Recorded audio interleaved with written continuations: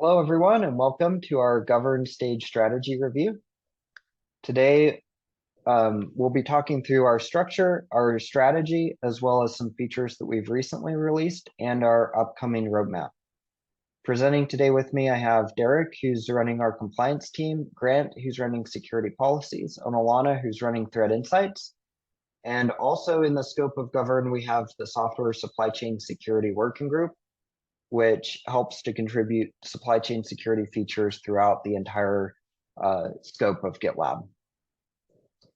Within Govern, I know Govern is a fairly new stage, and so I wanted to provide an overview of some of the markets that we play in, as well as some of the personas that we target.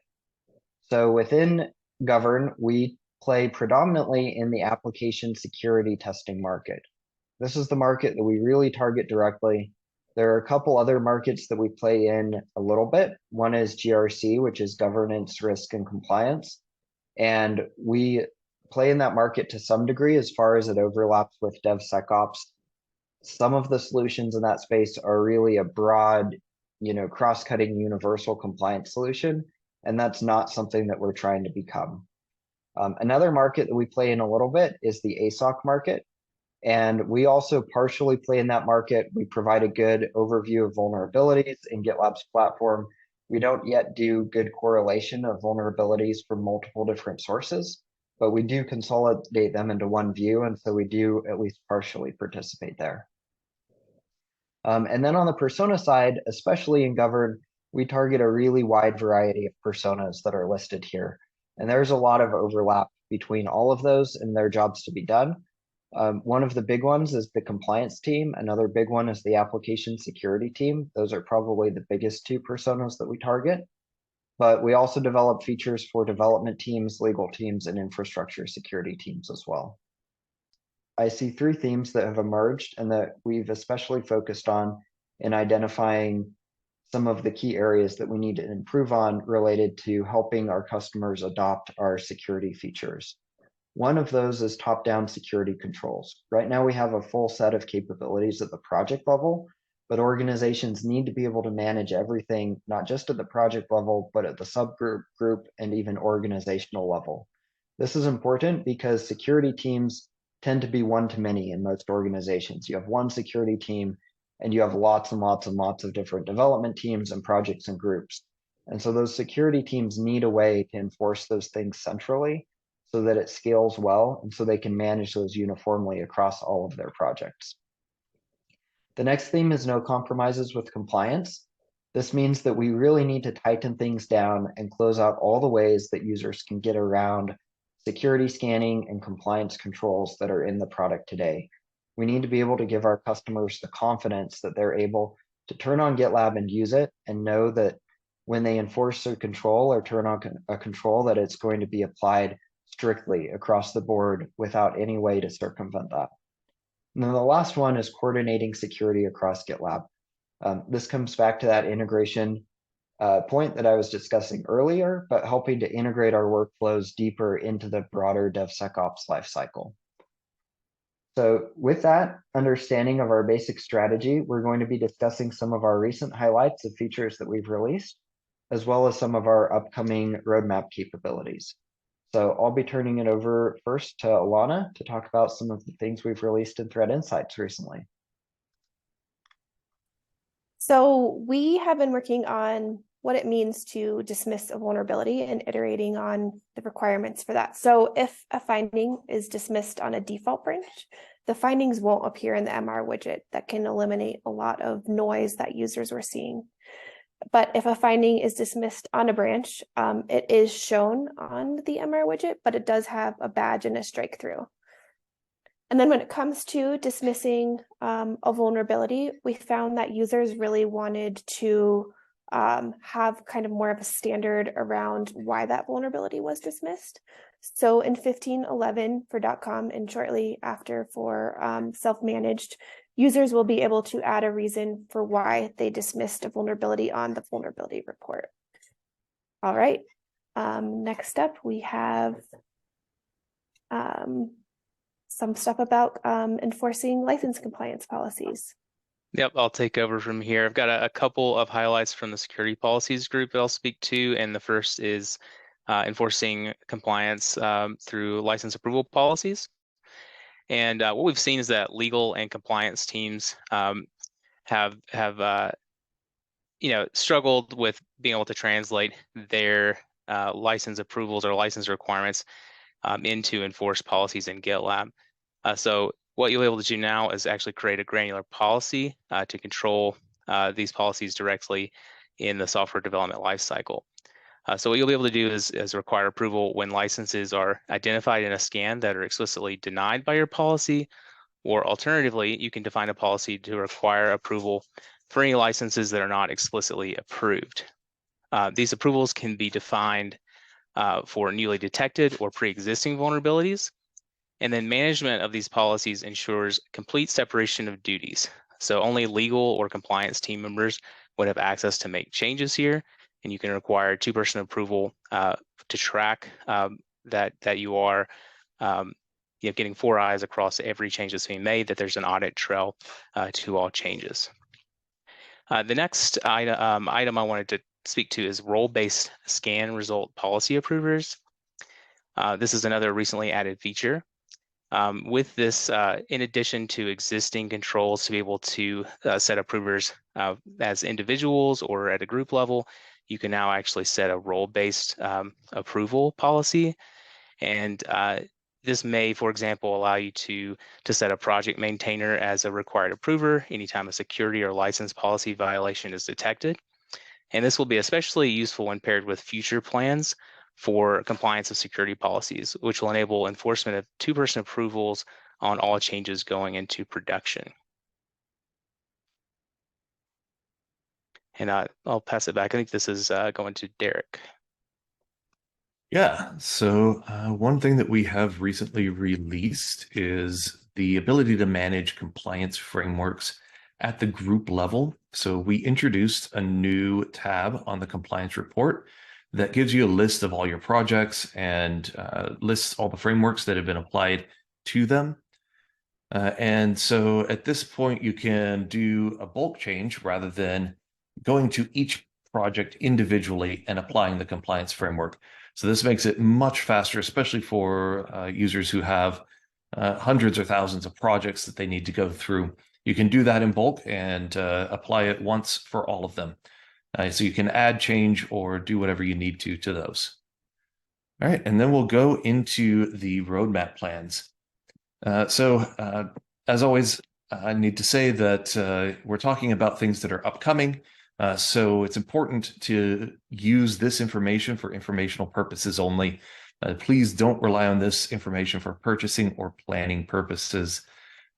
We reserve the right to make changes to the timing or the feature set or anything else about what's presented here. That's our sole discretion. So and that's the disclaimer that I need to give you for this. And moving into one of the big things that we have going on in compliance is the compliance adherence report. So with this, we want to be able to take a look at your GitLab instance, groups, and projects, and start to tell you how well you are doing in terms of complying with specific standards or regulations. We're going to be starting with the SALSA standard, but we'll expand that out to others in the future. So this will tell you exactly what the checks are that we're looking for, what the description is for those, so that if you've never thought about it, you'd be able to read about it there, and then whether or not you pass or fail those checks and what you can do to remediate it if you do fail them. And then the audit events, we're looking at a lot of different improvements here. We are going to be combining the streaming and UI systems for the audit events to make sure that we are able to stream any audit event that is created. You won't have to go one or the other place. You can stream anything. And then for the UI, we'll also be providing more options for filtering so that you can look at what the type of event was, or what the object was, or the project or IP address, and produce more consistent details like the event type, so that these audit events are grouped correctly. All right, and I will pass it back over to, I think this is This is Alana. me. Perfect. So we are going to be adding the dependency list at the subgroup and group levels. We found that users really want to be able to see across multiple projects. And so after we do the group and subgroup, we are also going to be adding this to the organization level. And in addition to that, we'll be adding more abilities for searching and filtering through dependencies, so you can quickly see what those dependencies are across a broader range than just a project. And then on the vulnerability report, we will also be adding more advanced filtering to be able to quickly add multiple chains of filtering beyond what we're able to do today. The way that the current design is, there's a lot of limited space, and we wanted to shift that so that way users can chain together exactly what they want to see with those filters.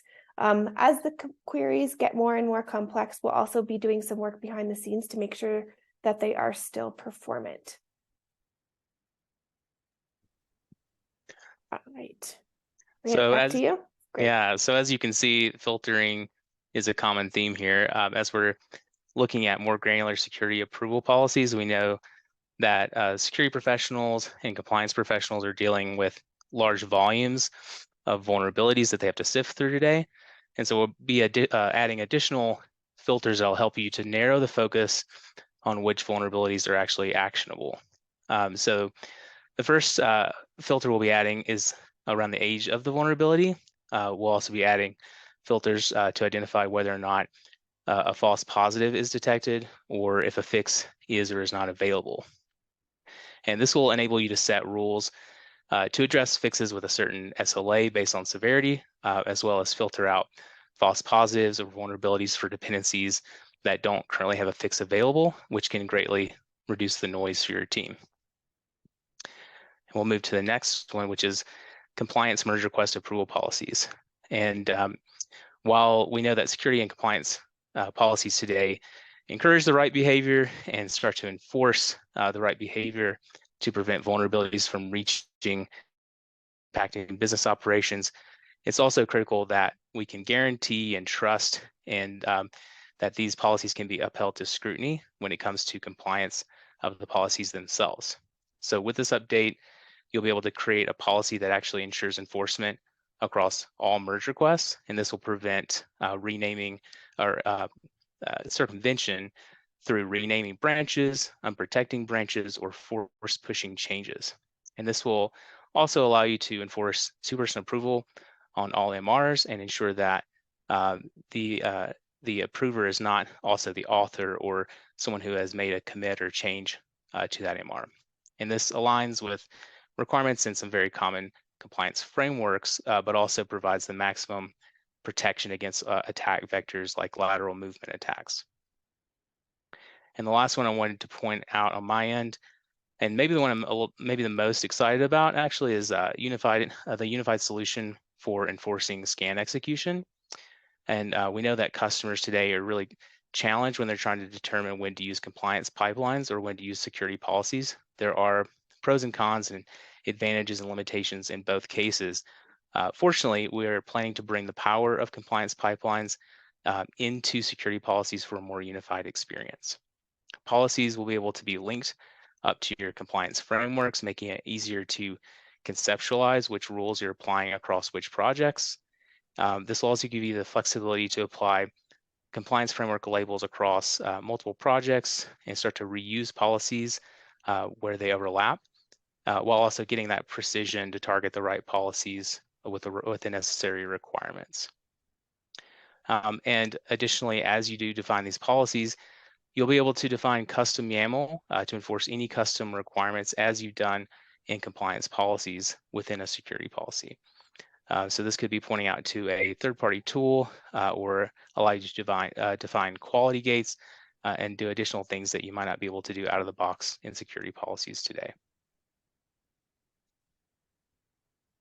Great, thanks for that. And then shifting over to the work that's being done by our software supply chain security working group, which we just recently stood up. We currently have the ability to generate a SALSA 2 compliant attestation.